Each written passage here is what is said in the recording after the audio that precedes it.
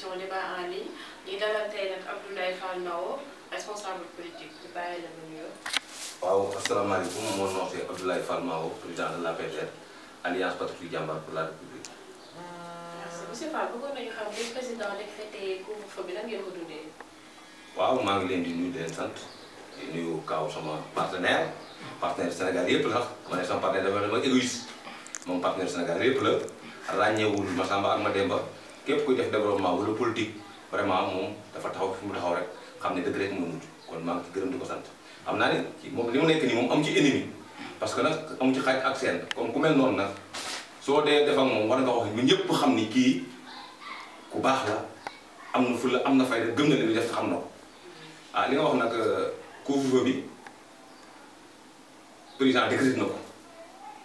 mais ñun ni l'heure est grave déclarer guerre mais ñun dañu gëm ni guerre boo ko déclarer dafa am benn comportement de rigueur boo war a yor gis nañu président toog na ci siège fauteuil yi toog costume bu rafet toog ba pare ni l'heure est grave ma yaakaar ni booy wax ak benn peuple boo xam ni 80% yi xamuñu sax luy état d'urgence avant nga ko war a def war nga am ay communication di ko defal la communication violente et active mais ce qu'il a fait dañuy def benn information boo xoolee il a fait que une information daa doon une information faites une conclusion égarée à mon avis te loolu bu amee ñi nga xam ni au moins xam ne lañ mooy communication mais dañ koy accepter personnellement parce que xam nañu mooy kan waaye yu bari duñ xam moo tax boo xoolee li daal am Médina mooy parce que rigueur bi moom manqué ci mu ko déclaré xam nga booy déclaré loolu couvre-feu état d'urgence boo koy déclaré parce que déclaré état d'urgence la bu ànd ak couvre-feu xam nga affaire dañ koy dañ ko ñu ko ràññee dafa am lu ñuy wax état de siège su état de siège amee état d'urgence jeex na couvre-feu am na yëpp moo ko yóbbaale mais mën nga am état d'urgence boo xam ni mën na bañ am couvre-feu mën na nekk état boo xam te day nekk état d'urgence communal wala régional wala am état de siège boo xam ne day nekk communal wala régional boo xam ne fii moo am problème foofu lañ koy teg mais bii état d'urgence la boo xam ne bii fii bi di couvre-feu Sénégal gépp na ko wax. kon daal bu ma la déggee dafa bëgg a wax ni avant muy ñuy def couvre-feu bi waroon nañu sensibiliser Sénégalais ba pare. non non c'est-à-dire que boo xoolee couvre-feu bu ñu ko yëglee mat na fa presque 30 ans ñi ko dund ñun ñoo ko dund mais yéen dund leen ko xamu leen ko bu ñu bindee couvre-feu rek ñoom duñu xam nu mu demee moo tax ignorance bi ci am lépp ñu estimé ci loolu la parce que loo xamul da nga koy ñemee loo xamul da nga koy ñemee boo xoolee ñi def droit exemple ñi def droit ñoo gën a ragal du droit ñi def armée ñoo gën a ragal une arme ñi boo xoolee exemple mën naa jox benn exemple gën a terre à terre te qu'on appelle la mine boo kii posé mine moo gën a ragal mine bi parce que ñu la mine na ko ne ni ennemi ni ami ni ennemi ki ko posé ak ko seet la yemale foofu lay affaire mais fexe ba ñun ñu xam droit xam suñu droit xam la ñu war a def am na yu bari duñ dal mais état boobu daal la wax ni la ni ko président bi déclaré parce que foofu peut-être du militaire foofu la toll ci conseil am looñu ko def man pour man am na ay manquement te manquement yi ko demoon toog ba tey bu ñu xoolee ba nëg ni affaire yi affaire yi continué ba tey fi ñu toll nii di gën a yokk ba tey gis nga da am 60 et quelques cas ba ma nekk am ak xaw ma 5 à 6 communautaires foofu la problème bi am nañu déclaré état d'urgence bi mu nekkul état d'urgence de rigueur am ay communication violente et rigoureuse problème day am parce que. mais gisoo ne avant muy def loolu lépp dañoo waroon a sensibiliser nit ñi parce que am na ñoo xam ne xamuñu luy couvre-feu moo peut-être loolu moo indi le problème bi le premier jour ay góor yeeg nit ñi génn à partir de 20 heures. waaw mooy loolu parce que loo xamul rek dama xam maanaam jox naa ko léegi ñoom ñàkk ñu xam mais moom ay li ñuy wax préhabilité planification loolu moom bokk ci liggéeyam moom miy def da koy def daar moo tax mu bari lu muy échoué te et puis moom li mu jàng ingénieur bi mu doon moom boobu képp koo mos a doon wax ingénieur dafa bari mais ingénieur bi mu jàng moom géologue bi mu doon ñëpp xam na ni ñoom lépp lañ def da étude de faisabilité la comportementalité des terrains les comportements des obstacles et tout dañ koy jàng tout dañ koy jàng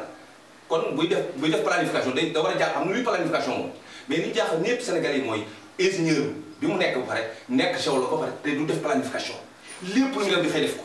moo tax 80% yi muy def bu bari da ci échoué nekkul àggul mais dina àgg mais damay àgg mu lu baax xam nga quand vous donnez une mission à quelqu'un tu dois lui donner les moyens de faire sa mission c'est ça le problème loolu mooy suñu problème nit ki boo ko jox mission da ko moyen de faire sa mission mu am ay encadrement bu baax yoo xam ne président bi balaa wax ñu président lu ma wax mu lim ko président boo ko waxee ni moo gën mais bu jëlee kayit dugal benn feuille ci pawsam dem kenn du ko wax ni nga war a wax bu ñëwee nekk xel du lay wax te nit dong la na bu ñu wut ay conseil wut ay gars yoo xam ne étude profonde la ñu def mais problème bi dañuy fàttali Sénégal problème bi am mooy diplôme la ñuy unité de mesure la ak savoir beaucoup la expérience tu peux avoir diplôme ay agrégé tel du tax nga xam la ngay wax te ñi ëpp xam-xam ci Sénégal exemple dañ dul jub parce que day dem ba le sens de l'honneur à la patrie booy conseil nit nga conseil ko nii la mu jaral ñàkk sa poste di ko président boo ci échoué dama échoué waxoon naa bëgg dem ni président bu nekkee erreur rek parce que bu defee erreur rek parce que peut-être la république en genou kon li def erreur dafa tuuti loolu nag gis nañu communication vraiment am na erreur yu bari loolu mooy problème. léegi noo gisee élan de solidarité bi président de la république lancé ak ni ko sénégalais gisee. waaw xam nga foofu mën naa ci wax parce que chef d'entreprise la mais suñu ma joxoon la ma waroon a yor ñu bañ ko jox étranger yi dina gën a am doole gis nga ñi participer nañ leen sant di leen gërëm benn problème laa ci am moo am na 8 milliards man de bala nga ni naam ne fa li mu nekkul man la tax mais solo man ma dagg 4 génn 4 teg ci table bi pare teg naa ci ma 4 milliards yi def mais 50 millions yi mu joxe xeewul moo ko parce que loolu la attan moo ko moom lañ ko jox lu ko neex def ko ca bu ñu ko joxee 8 milliards jox lu ko neex def ko ca su ñu joxee 50 millions loolu la attan loolu la xelam attan loolu la xolam attan maye li mu joxe lépp nag loolu rek la ci moom 1000 milliards yi ngay dégg 970 yëpp moom ñun ñoo ko bokk sa alal la sama alal lu keneen keneen mais moom 50 millions yi moom moo fu neex dugal ko joxe 1 milliard ak ko joxe 50 millions ak ko joxe 1000 francs ñoo yem kon gàcce nga la ma am na lu joxe waaye man de xeeb naa li mu joxe waaye nag peut-être moo fa nekk tax 1000 francs lay joxe waaye daal man de gëm naa ni bu daggoon 4 milliards yi moo gën waaye nag ñiy joxe 1 milliard ba pare ngay xas nit ñi di leen menacer naan da ngeen a nay da ngeen nay ba joxe 50 millions ci président on devait se poser la question la réponse donnée à une question posée c'est ça le problème. léegi en tant que militaire ngay gis ni ñu ngi continuer di ak couvre-feu bi dañuy continuer di am mobilité di dem par exemple jóge Dakar dem ñëw Thiès noo gisee loolu. mais loolu moo ci gën a ñëw li xew mi dana su ma doon man président te yàlla dina ko def sax dinaa la xamal ni la Médina la képp ku fa dëkk 24 heures doo génn muy ndey muy bàyyi muy yumpaan muy bàyyi même sama ministre bu fa dëkkee du fi génn 24 heures di indi gendarmerie wala police. d'accord nga dañoo war a def confinement total. on devait non dama ni attends ma terminer foofu ñu bëgg a dugg ci confinement total dama ni pour Médina la wax parce que dañu défier une république celui qui défie une république c'est un délinquant dañoo def ay actes de délinquance et des faits de délinquance on devait les sanctionner dama ni Médina la wax Médina tur bi quartier bi su fekkoon ni état de rigueur lañu yor dañu toog mu dem 72 heures kenn du génn si nit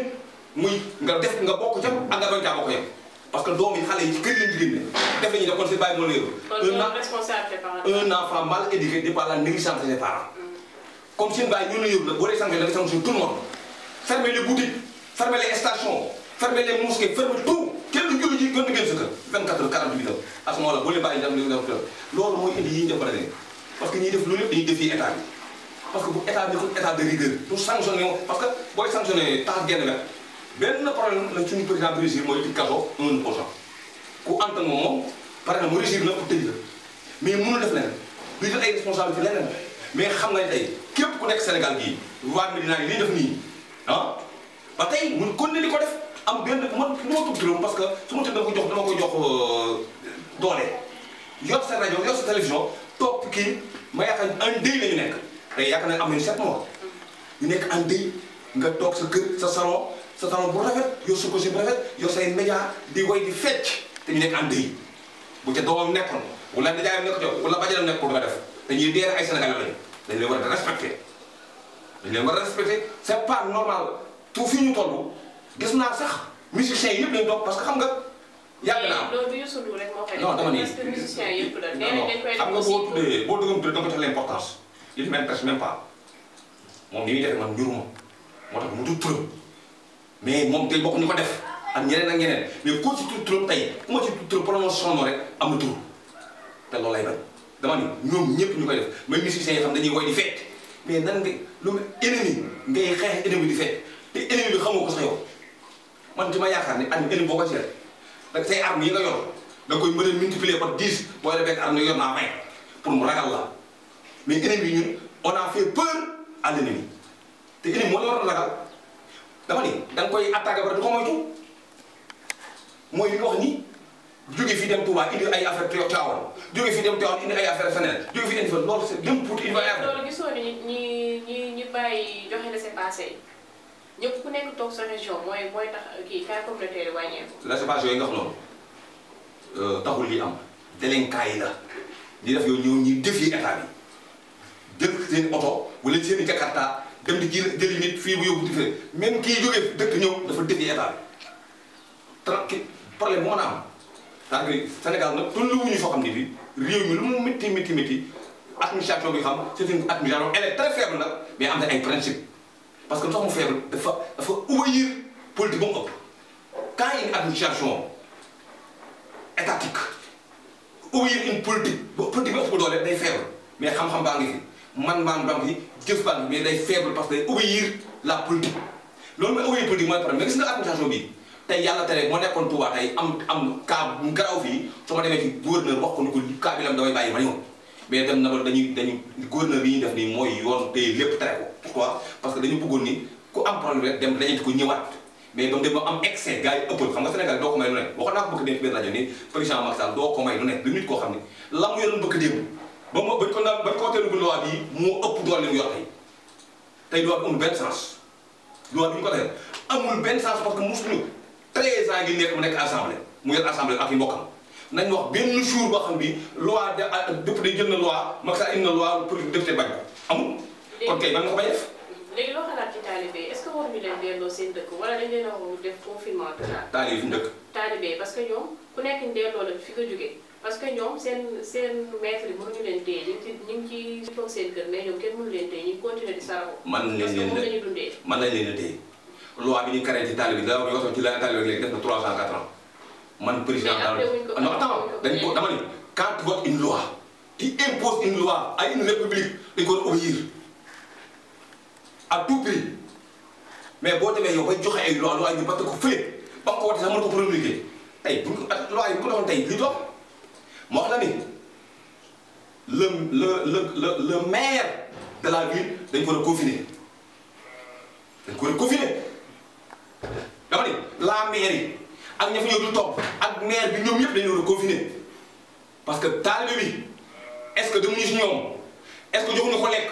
est-ce que boolee ban bool la woon ñan ñoo ko yóbbu foofu est-ce que ñoo am ñoom maire bi demu fa dañu war a confiner maire bi je demande le préfet ak le gouverneur ñu responsable bi confiner maire bi qu'il est temps nag qu'on se dise la vérité qu'on se dise la vérité dégg naa ñuy wax di xaste gis nga ñun dafa am lu ñu gëm ñun yàlla dimbali nañu ñu ngi koy sant ba dañoo judd rek nekk am ay responsabilité fukki at ak juróom nag nekk nañu responsable di fay koy salaire di liggéey du am xam-xam de